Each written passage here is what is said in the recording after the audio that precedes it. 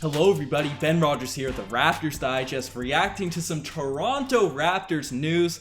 That's right, Ryker, the RDS reporter, he was not lying. We got the official Woj bomb saying that Khem Birch has re-signed with the Toronto Raptors on a 3-year, $20 million contract. We got wind yesterday that the Raptors have officially picked up Precious Achiuwa, as we assumed on initially from all the whispers, the minor reports surrounding the Kyle Lowry sign-in trade. But those are two centers on this Toronto Raptors team, and we'll dive into who we're debating what the rotation will look like at that center position now without our insurance pylon Aaron Baines, who has been waived by the Toronto Raptors. I'm trying to play that segment up here, but I was clicking the wrong buttons as per usual. But Ryker, before we get into that debate, what are your initial reactions on this 3-year, $20 million? Because I'm seeing a lot of casuals, non-Raptors fans say, what? Overpay? This is insane. But I'm thinking this is a great deal for the Raptors. Put this into context. The only context that you need if you're a casual is Aaron Baines was getting paid more per year than what we just signed Khem Birch. This is a less than $7 million per year deal. This is amazing. This is the guy that's probably going to be our starting center. Now, is he going to bring us to the promised land, back to the championship picture? Maybe not. Maybe there's still a proper center out there somewhere that fits with the Raptors organization that we could do a mid-season move for. I don't know.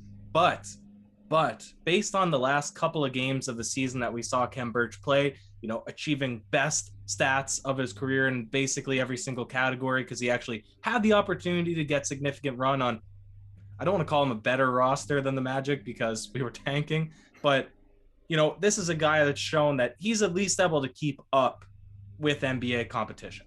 Yeah. And even though we're playing the Kazoos, Ryker, I won't break the Kazoos out for too long, because I think the Raptors have grown from the Kazoos this offseason.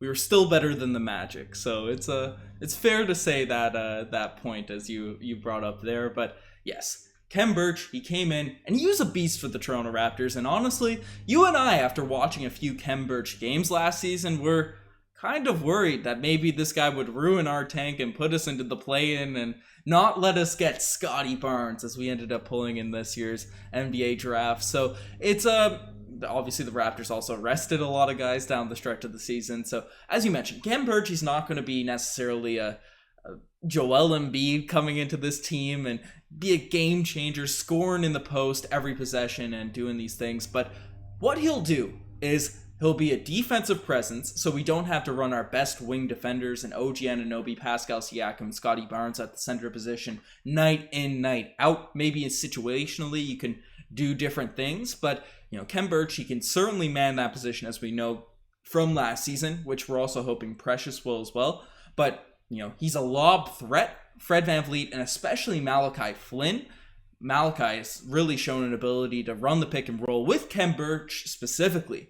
Throw those dump offs and Birch just dunking it down the lane. So these are things, having a lob threat, a pick and roll threat, and a defensive presence. And as you mentioned, he's a bit undersized, but that undersized leads to a lot of mobility, right? Someone that can not get cooked every time he goes out there beyond the three-point line to switch on to people, which we know the Raptors love to do defensively. He's just a perfect guy for the Raptors system. He keeps saying he has great words to say about the Toronto Raptors, unlike the young socialite in Philadelphia that doesn't want to come to a team, which we said might be a cool addition as a starting center on a squad.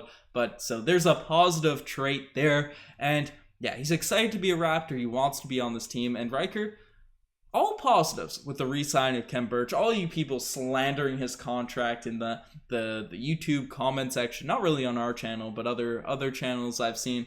Get out of here with that silly stuff. But Ryker, will he start for this Toronto Raptors team? He'll start. Before we go into the little debate about that, though, Montreal native, so that is fun to have another Canadian guy now locked into a longer-term contract. And you said he's not going to be Joel Embiid, but he does need to be Joel Embiid stopper, or at least him or Precious Achiuwa. So they do, as being undersized bigs, they will need to come out and actually play defense, actually rebound the basketball. Nothing passive down in the low block, nothing passive in the paint. They need to be above the rim, playing above the rim and being physical as much as possible. So hopefully he's willing and able to do that on top of his willingness to play with the Raptors. And he said that he didn't see any other offers. He was so focused in on getting re-signed by Toronto. So it's good to hear all around. But will he start? This is the thing. We're high on Khem Birch, but we're not high on him as a starter because we thought another move was going to be made. You and I said he'd be a perfect backup big, and maybe somebody like Rashawn Holmes, that was sort of who we figured we'd pick up in free agency, would come in and be the starter. But we got lower and lower on Rashawn Holmes as time went on. Jared Allen was our hearts.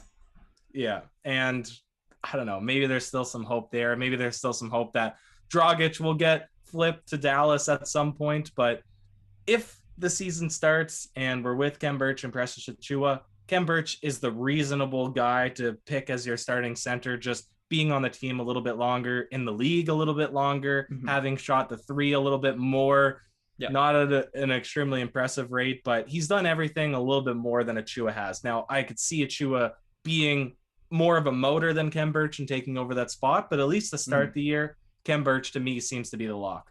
Yep, and you know, we've been in pretty well sync with a lot of the free agent talks and predictions and stuff. Not always in sync with the followers of the channel, but I'm in complete agreement with you on this. I think Khem Birch, starting off the season, is going to be that starting guy. Being here last year and showing out at his position, right? I think he's a solid starting big man in the NBA. That's what he proved last year with the Toronto Raptors. Is he necessarily top 15, top 10?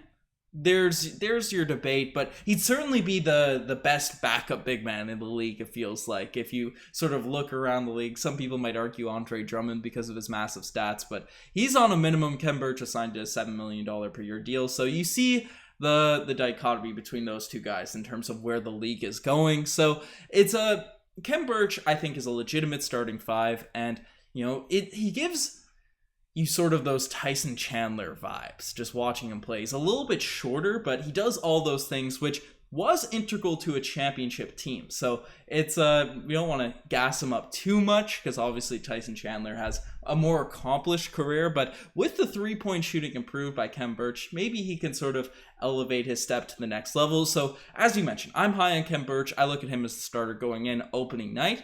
However, looking at the potential development of Precious Achiuwa, looking at where maybe he could grow into, even just because he was a rookie last season, and we know how rapidly big men go from being just horrific as they start into the league and then, you know, get better year after year. So I wouldn't be surprised if we see some massive leaps from Precious Achiuwa from year 1 to year 2, puts on a bit of muscle, starts shooting those jumpers now that he's back, or he's back in Toronto, but he's back on a team that will let him shoot, because he was a bit of a shooter in college, and watching those draft videos, people were saying, you know, he's got a little bit of a midi, he's got promising three-point shot, and we know Nick Nurse is going to be telling people, shoot those threes, so if he's any bit capable, maybe he'll have the sort of jump Khem Birch did on this Toronto Raptors squad. And as you mentioned, the motor of Precious, the Kenneth Faried-esque just hyper energy that the manimal, right? The way that he can sort of come into a game and just be game changing as a starter and give that energy to the Pascal Siakams of the world, the Fred VanVleets, and get those extra rebounds, extra boards. I like that sort of fit. Maybe as we end the season, he gets a little bit of experience under the Toronto Raptors system. And the second reason I sort of want to bring this up is Ryker, Malachi Flynn, the Crimson Flynn sanity, right? The second half of the year, he was dropping dimes, he was hitting threes, and a big part of that was the pick and roll with Khem Birch. And you know, Malachi Flynn's dad is always saying in the Raptors Facebook fan page, Nick Nurse isn't using him right. He needs to run pick and roll for my son Malachi. And he was roasting Nick Nurse, and then we started running the pick and roll, and he was praising Nick Nurse to death. And honestly, he wasn't wrong, Ryker. So maybe some bench pick and rolls of Malachi and Khem Birch could be promising to look at. And now Goran Dragic. Yes, I agree. We'll see how the season plays out, but Jonas Vasu I'm still a little bit unsettled with having 2 6'9" centers, whether we opt for Khem Birch or Achua. We're going to be playing them in tandem. They'll probably actually get equal minutes. I could see them really sharing that load the same way that it was pretty equal the season where we had JV and Ibaka sharing that starting load depending on particular matchups. But if you look at the top teams last season, everyone had a proper big. So Milwaukee, 76ers, Utah, Phoenix, Brooklyn Nets, all of those teams had a true 7-foot Brooklyn person. Nets. Well, yeah, that's true. But I'm just saying they have DeAndre Jordan. They have whatever. They had LaMarcus Aldridge for a second. Blake Griffin sort of became that guy with his defense, but wasn't initially.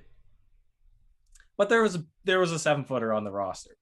But then you go outside of the top teams, specifically in the East, Boston Celtics, right? All of their bigs were kind of smaller bigs, and the 2 Williams and Tice when they had him around. The Atlanta Hawks, well, Capella, but John Collins played center a little bit. So you have the ability to play an undersized big. I don't want to go too overhyped until I see that it works, because you need to really buy in. We tried to play OG for stretches at center last year, and it was just too much for him because he was putting too much effort in on the defensive end. He couldn't do much on the offensive end. So hopefully these guys are coming in saying, I'm playing smaller, but I'm going to compensate with good defensive rebounding, boxing out, and positioning. Yeah, and not only are you playing OG out of position when he's a 5, right? You're not getting an optimal defensive prowess at the 5 position because, he's a small forward. He's not going to be able to guard people way taller, way heavier than him. It's just not physics. You can't stay in front of a guy if they have that much size and weight on you, right? But obviously Birch and Precious are natural centers, so they're bigger, they're heavier set, so they're not used to being as mobile as an OG Anunoby and less weight on them. But you're losing some of your best wing defenders when you're putting OG Anunoby at the center position. Then you're relying on, not bad defenders for the Toronto Raptors, but Trent and last year Bembry to pick up the slack on the defensive end. And unfortunately, they're not going to give that level of defense that OG is going to provide there on the wing. So you're I guess it's the opposite of 2 birds, 1 stone, or I guess it's 2 birds, 1 stone. Bring in an actual center. You're upping your wing defense and you're upping